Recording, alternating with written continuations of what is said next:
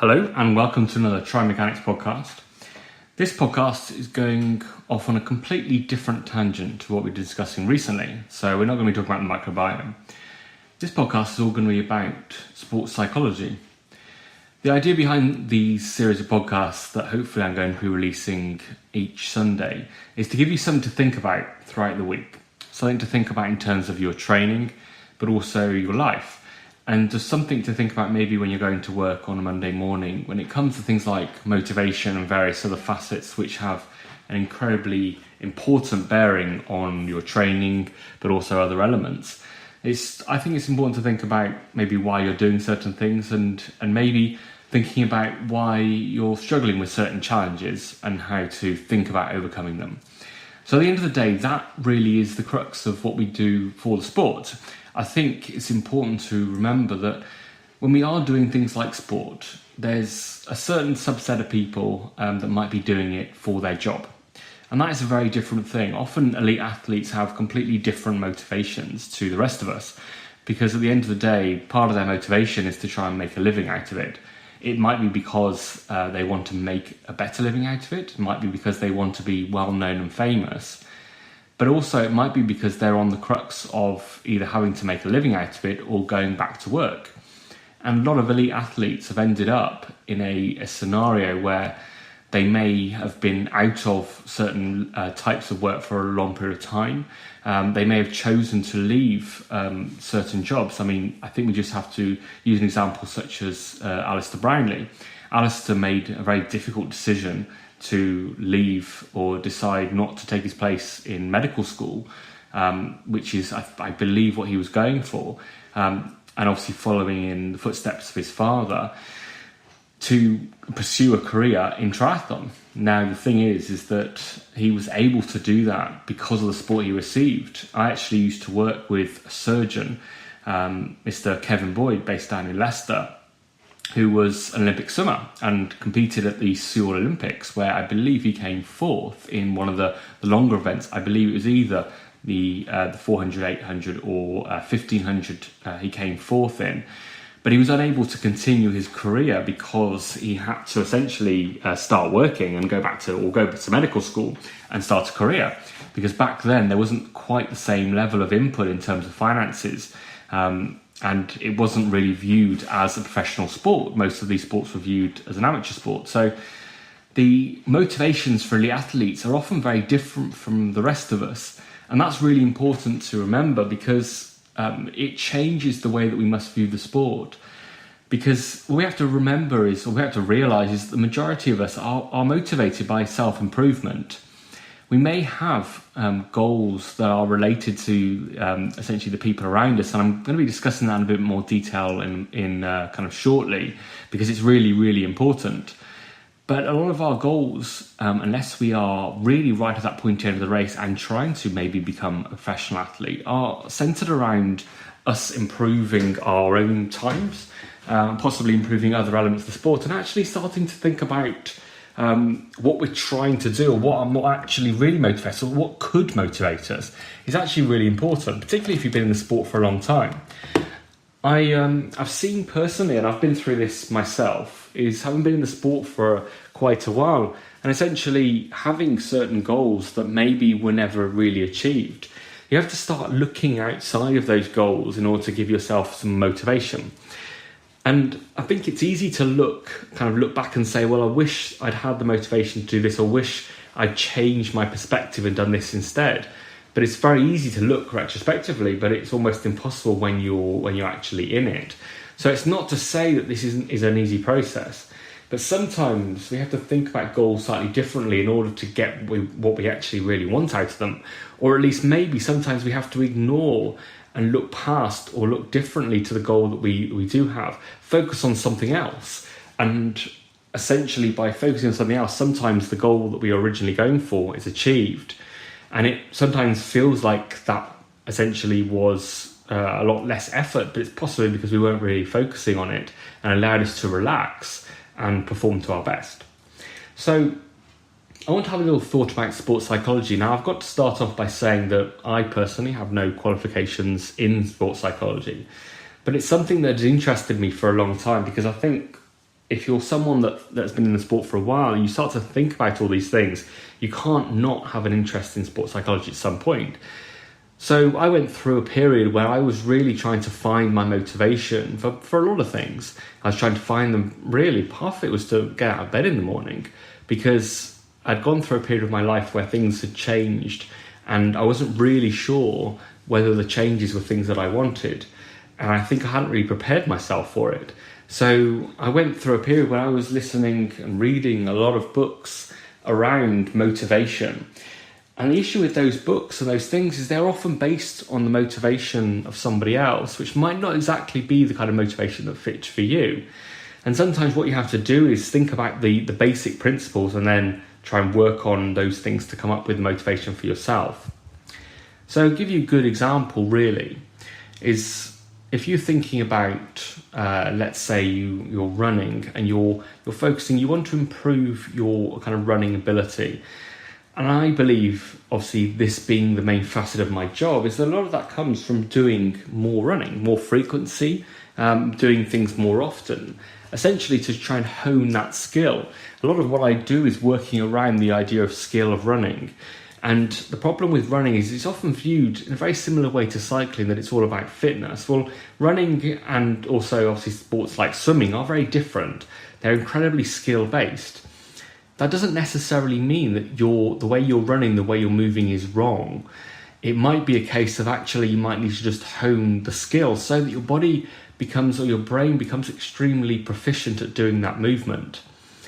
But sometimes it can be hard to really motivate yourself to get running, particularly if there's something that you believe is holding you back. Maybe if you believe that you're not a very good runner. This is why sometimes things like trainer and running shoe choice can be so important, because what's on the end of your feet can make a really big difference to how you feel about running. And I think that's what gravitated me towards barefoot running for a long period of time, because I was always struggling with shoe choice, and I still do, because I never really found the shoe that fitted exactly as I wanted it to. It never fit my foot the way I wanted it to. So therefore, when I was barefoot running on a nice soft bit of grass, I was very free. I could run exactly the way I wanted to, and I didn't feel impeded by the shoe.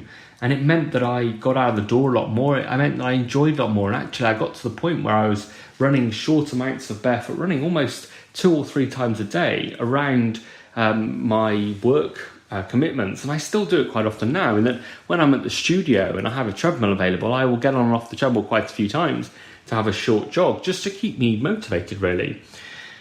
So that's the thing, is that sometimes we need to think about the goal slightly differently. So we might have a goal of improving our running, but maybe focusing on that may not be the right choice. Maybe we have to think about how we improve the enjoyment of our running, so that we then get out the door more, so that we, doing things like making sure that all clothes that you're going to run are available and ready to go. It's often been an often used tactic of people that struggle to maybe get out of bed and do that short run or something before work, to set out their clothes and trainers and everything ready to go, so it's there sitting there ready to go in the morning, so that you don't have to try and wander around trying to find the different clothes, and you essentially can throw everything on straight away. Having things like using things like music, if that's important to you, and having maybe things like playlists and things set up ready to go, so that it's very easy. Making sure you've got the right equipment.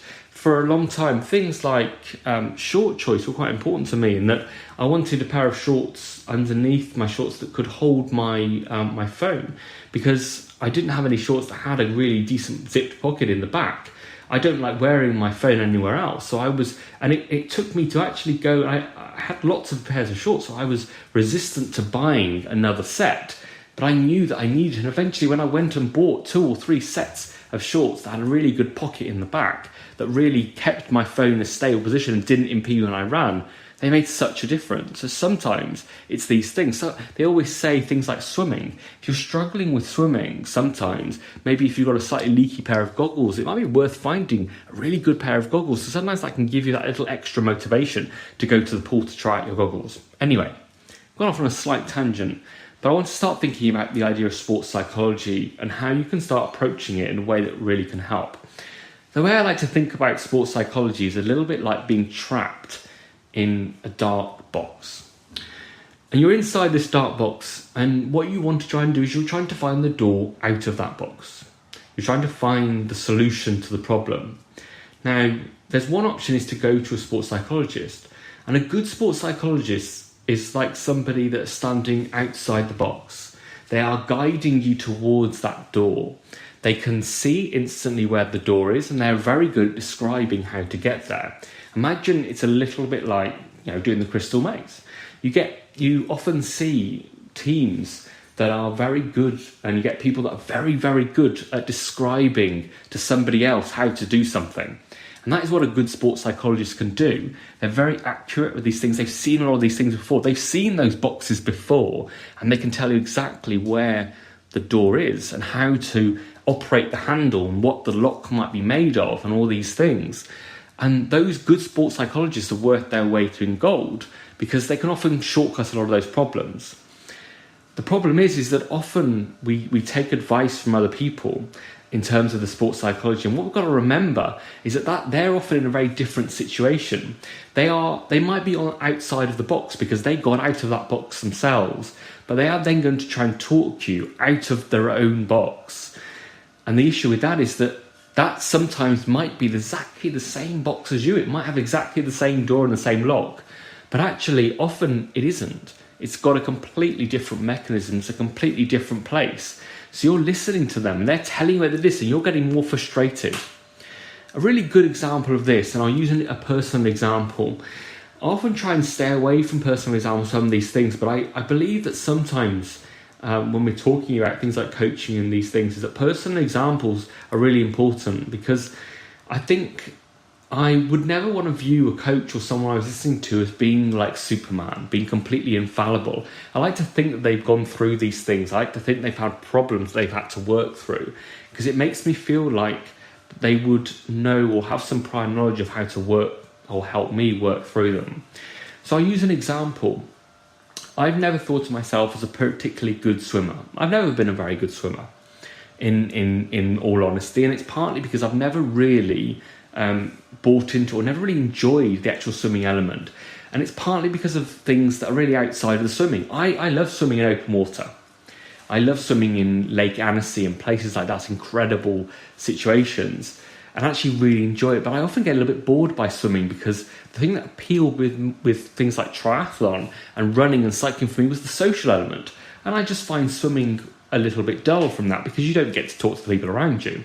So I always struggle with that, but I've always struggled with pools as well. I've always struggled with going into lanes. I've always struggled with the idea of the kind of lane etiquette and having to swim a close proximity to other people, when I've wanted to always swim at my own speed as opposed to being dictated to by other people. So I've never gone towards those sessions. But I've never really embraced swimming, particularly in the sport, and that's always been to my cost. It's probably the reason why I've never progressed or achieved what I wanted to out of the sport. But for years and years, I was progressing well in both cycling and then obviously running. And I never really felt that I was competing in a race, because I would often come down in the swim quite a long way down. And I would often be very disappointed after races, unless it was something like a short sprint race that had a 400-metre pool swim, because I had quite a good push off the wall. So I could often do disproportionately well in a pool sprint, because I could swim a relatively fast 400 metres. Yet the second I put a wetsuit on and I was in a longer swim, particularly 1500, I would lose so much time that I would lose all motivation. So I would always struggle with Olympic distance. And then one day I decided to step up to a half Ironman distance. And I soon felt that this actually really suited me, because the bike and the run were disproportionately long compared to the swim. But I still wasn't exactly performing the way I thought I should, or at least the way I wanted to, because I would always come out of the swim relatively low down. Well, and probably about 3 or 4 years ago now, probably even longer, there was a certain race where, even though the swim was downstream in a river, I still managed to lose a big chunk of time. I think roughly the numbers were something along the lines of losing roughly 7 to 8 minutes on the eventual winner of the race. So I came out to the swim relatively demoralised, but thought to myself, well, I might as well bike and run while I'm here. So I got on the bike, and unfortunately, the way that the bike transpired, I believe, is that we essentially there was a fair amount of drafting going on, particularly at the front of the field, and I think it felt like we weren't really, or no one else was really making any headway. But we came off the bike, or I came off the bike, approximately still about 7-8 minutes down. But I then thought to myself, well, at least now the best element of my race, my run, is ready to go. And I started off on the run and instantly started catching people. And I probably came off the bike maybe in about 10th place. And I started gradually working my way through the field. Eventually, I finished the race in 2nd place, approximately about a minute or so behind the eventual winner. And even though I hadn't won the race, I'd posted the fastest run split by quite a long margin. And it suddenly, overnight, gave me the motivation to continue on in the sport, because I realised that even though my swim wasn't where I maybe wanted it to be, I could possibly make my way back. If I chose the right races, I could make my way back on the bike and the run. And it completely changed my sports psychology. But people have been telling me that for a long period of time, but that was them describing their situation. I needed to feel it for myself. And sometimes we need to find our own way out of the box so that we know how to get out of it again. So every race after that, I didn't tell myself, oh, you're going to lose a lot of time on the swim, or you're not a good swimmer. I felt to myself, do you know what? Let's just relax on the swim. Let's quite try and enjoy it. Because as soon as I get on that bike and that run, then that's my game starting there. So, and it completely changed. It changed my results. I went from coming 3rd, 4th, 5th to getting much higher at the placings in some of these races than I did before. Simply because when I got on the start of the bike, I felt almost angry. I felt angry for almost this actually targeted and creative frustration at my swim, saying to myself, my swim is not good, but now I'm going to bike as hard as I can. I'm going to run as hard as I can to make back up. So when it comes to that sports psychology, sometimes we have to think about things a little differently. And that's what I want to kind of loop back when I want to kind of end this podcast as something to think about in the week ahead. If we've got stuck in a rut of training, if you've got stuck in the kind of point where you're not able to get past a certain or towards a certain goal, try reframing it. Most of sports psychology is about reframing. A really good example of this is regards to eating. Sometimes there's one, or let's say there's 2 chocolate brownies, and you have one, and you really like it, you really enjoy it, and your mind says to you, that was great. Why don't we eat the next one? Because at the end of the day, I might as well. I've eaten one, I might as well eat 2. If you tell yourself, I'm not going to eat that, it probably won't work. At some point, you will probably say to yourself, oh, might as well eat it. If you reframe it instead and say, well, if I don't eat it today, I can have it tomorrow after that hard training session. Think about that. Think about the positive motivation as opposed to negative. So don't concentrate on the fact that you're depriving yourself of something. Think about the positive element. So for me, the focus in those races was thinking about the fact that I was a good biker and runner, not that I was a bad swimmer. And that changes that goal. And sometimes these can be really, really small. So, for instance, at the moment, the majority of my training is relatively easy biking around and enjoying trying to be out because I'm not training anymore. I have a young son and my focus is now on my family and those elements of life, not on trying to focus on anything in triathlon. But I do like to go out on the bike. So I decided to set myself a series of small goals of things that I've never been able to achieve. And one of them, however silly this might sound, is I've never been able to comfortably bike without my hands on the handlebars. I've never been able to sit up, and I've always been that person that can't do up their jersey with 2 hands and that struggles to get things out of their pockets because I've never felt balanced. The weird thing is I was able to do it on the rollers a few years ago when I had a set of rollers. I taught myself to do it, but I've never been confident enough to do it on the open road. So I've started that as my goal. So every time I go out now, I practice. Every time I go to a nice, easy, flat, quiet bit of road with not much wind, I practice it. And already I've got to the point where I can do it. Not fully confidently, but it's given me something to interest me. I'm almost wanting to go out, to ride the bike, to practice to see if I can do it again. Now that goal really has nothing to do with performance, but it's got me out on the bike. So you can see how this side of things works. Sometimes the goals that aren't really focused on performance actually end up getting you out and doing the work. A bit like that running goal. Maybe you just want to run with ease as opposed to trying to run faster. And eventually by doing more running, being like that, you will run faster. So I want you to think about this week, how many goals or how many things you come up against that could be improved by either changing the goal slightly or reframing things in a completely different way. Thank you very much for listening. I'm going to be discussing a completely different topic next Sunday that I haven't even thought about yet. But if there's anything you want or anything you think that might be interesting for me to talk about, then please send it via Twitter, Facebook or something along those lines, and I'll see if I can pick it up and bring it into next week's session. Thank you very much for listening. I hope you've learned something. If you want to get hold of us, we are on Twitter under Try Mechanics. If you want to look on Facebook, again under Try Mechanics. And if you're interested in our coaching services, have a look on the website. It gives a few details on there, but please get in touch if there's something that you're interested, both short-term kind of advisory and consultancy coaching, or possibly even long-term coaching if you've got a goal in mind, like a big race or something that's important, or something that's completely not related to a race. Feel free to drop us a line and see whether we can help. Thank you very much for listening, and goodbye.